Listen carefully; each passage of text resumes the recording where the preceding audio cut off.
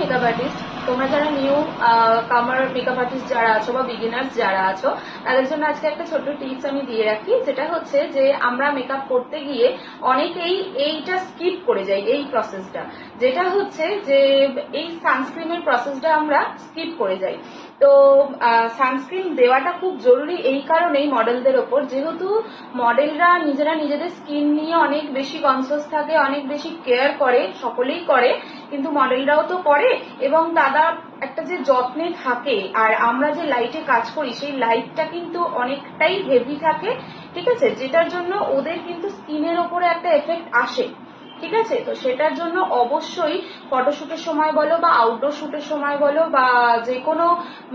প্রফেশনের ক্ষেত্রেই সানস্ক্রিন ফটোশুটের আগে ব্যবহার করাটা কিন্তু খুব জরুরি, যেটা আমাদের এই লাইটের যে রেটা থেকে বা লাইটের যে এই তাপটা থেকে স্কিনটাকে প্রোটেক্ট করে।